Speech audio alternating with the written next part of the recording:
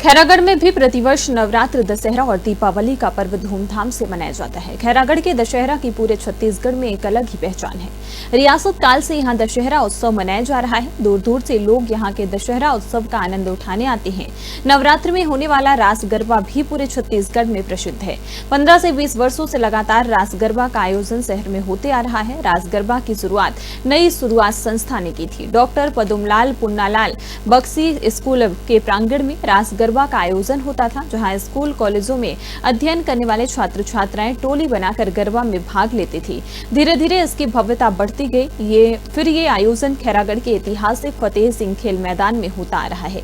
रास गरबा और दशहरा उत्सव के बारे में हमारे संवाददाता साकेत श्रीवास्तव ने नगर दशहरा उत्सव समिति के संरक्षक व जिला पंचायत उपाध्यक्ष विक्रांत सिंह से चर्चा की। नमस्कार, मैं साकेत श्रीवास्तव, साधना न्यूज़ खैरागढ़ से।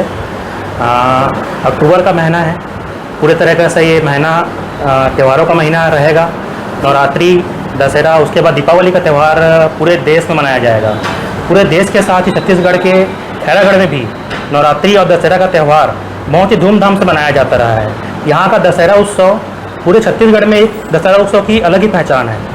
दूर दूर से लोग दशहरा उत्सव का आनंद उठाने के लिए खैरागढ़ आते हैं। खैरागढ़ का दशहरा देखने के लिए दूर दूर से लोग आते हैं। और दशहरा और नवरात्रि पर्व की क्या तैयारियां हैं, क्या क्या आयोजन होने वाले हैं, इस पर बात करने के लिए हमारे साथ नगर दशहरा उत्सव समिति के संरक्षक श्री विक्रांत सिंह जी उपस्थित हैं। जिला पंचायत उपाध्यक्ष भी है राजनांदगांव के। उनसे हम बात करते हैं कि क्या क्या तैयारियाँ हैं, क्या क्या आयोजन होने वाले हैं। जी बताएंगे विक्रांत जी। खैरागढ़ दशहरा उत्सव की एक अलग पहचान है पूरे छत्तीसगढ़ में, है ना। इस बार दशहरा उत्सव किस तरीके से मनाया जाएगा, क्योंकि पिछले कुछ वर्षों से हमने देखा है कि दशहरा उत्सव जिस भव्यता से मनाया जाता था, कुछ वर्षों से उस भव्यता से नहीं हो पा रहा था। इस बार क्या तैयारियाँ रहेगी, उसके बारे में बताइए। देखिए, नगर पालिका परिषद में भारतीय जनता पार्टी की अब अध्यक्ष बन चुकी है। माननीय गिरिजा चंद्राकर जी हमारी अध्यक्ष और बाकी सब पार्षदगण हैं। पूर्व में नगर पालिका में अभी कुछ वर्षों को अगर छोड़ दे तो उससे पहले दशहरा उत्सव बहुत ही शानदार तरीके से, बड़े भव्य तरीके से आयोजित किया जाता था। ये नवरात्र का पूरा 9 दिन किसी न किसी कार्यक्रम में लोगों का जुड़ाव दशहरा उत्सव समिति के द्वारा आयोजित कार्यक्रम के द्वारा होता था। जैसा आपने पहले ही बताया कि पिछले 2-3 वर्षों में वह उत्सव पूरी तरह से फीका रहा है।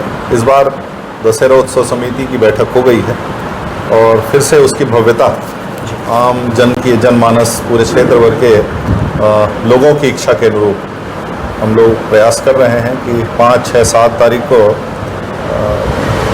गरबा उत्सव, जो मुझे लगता है कि पूरे छत्तीसगढ़ का स्तर का एक गरबा उत्सव होता है, जिसमें हजारों की संख्या में प्रतिभागी करते हैं। और इस बार वह कार्यक्रम 5 और 6 और 7 तारीख को होगा।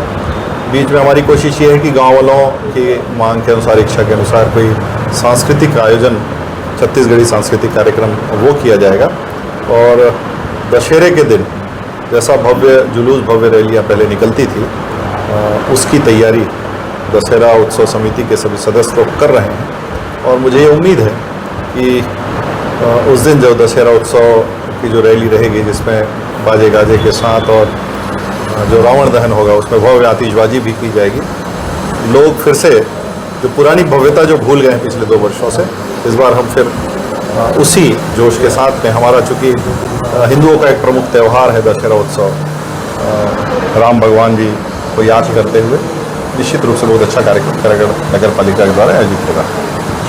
रास गरबा बहुत प्रसिद्ध है यहाँ का। रास गरबा की शुरुआत कैसे हुई खैरागढ़ में, इसके बारे में बताइए। देखिए, मुझे याद है जब मैं नगर पंचायत का अध्यक्ष था, तो उस समय हमारी एक समिति थी पदुमलाल पुन्नालाल बक्सी स्कूल में। नई शुरुआत एक टीम थी, जिसमें हमारी टीम में एक हमारे पुराने स्वर्गीय साथी प्राकृत शरण सिंह जी भी थे।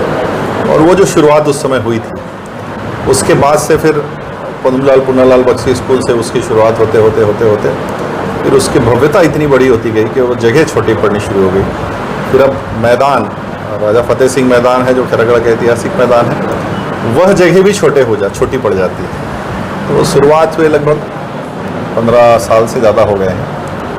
बीच में ज़रूर कुछ साल थोड़ा फीका रहा, चूँकि अध्यक्ष हमारे नहीं थे। तब दोबारा अध्यक्ष बनने के बाद और फिर से दोबारा दशहरा उत्सव समिति के संरक्षक होने के नाते ये हम सबकी जवाबदारी रहेगी कि फिर से कार्यक्रम की उतनी ही भव्यता हम दोबारा ला सकें। जैसा कि अभी कोर्ट का आदेश आया है कि डीजे बजाने में प्रतिबंध है, तो डीजे प्रतिबंध के बाद गरबा का आयोजन किस तरीके से होगा? देखिए, जो कोर्ट ने जो आदेश किया हुआ है उसका पूरा पालन किया जाएगा। जो भी उनके यंत्रों की जो सीमाएं हैं उस सीमा का पालन किया जाएगा। और आपने पहले भी देखा होगा समय को लेकर या इन सब चीज़ों को लेकर हमारे जितने वॉलंटियर हैं वो बड़े अनुशासित हैं। ठीक 10 बजे कोर्ट ने तो बाद में आदेश किया, हमारा कार्यक्रम तो आज 15-20 सालों से ठीक 10 बजे बंद हो जाता है और आजू बाजू के लोगों को बहुत ज़्यादा परेशानी ना हो उसके लिए यंत्रों को भी जो भी उनका एक निश्चित आवाज़ है, जो उनकी ध्वनि है, उसमें ही रखेंगे और उसका पूरा पालन किया जाएगा। क्या संदेश देना चाहेंगे लोगों को दशहरा और नवरात्रि के लिए? देखिए, मैं तो सबका स्वागत, अभिनंदन और सबको आमंत्रित करता हूं कि खैरागढ़ नगर पालिका दशहरा उत्सव समिति के इस पूरे कार्यक्रम में जो रास गरबा का 3 दिन का कार्यक्रम है और छत्तीसगढ़ी आयोजन है और जो बड़ी भव्य रैली दशहरे के दिन निकाली जाएगी, पूरे क्षेत्रवासियों को मैं आमंत्रित करता हूं कि आपके आने से हम सबका उत्साह बढ़ेगा और निश्चित रूप से कार्यक्रम बहुत अच्छा रहेगा। आपको नगर दशहरा उत्सव समिति की तरफ से मेरा सादर आमंत्रण है।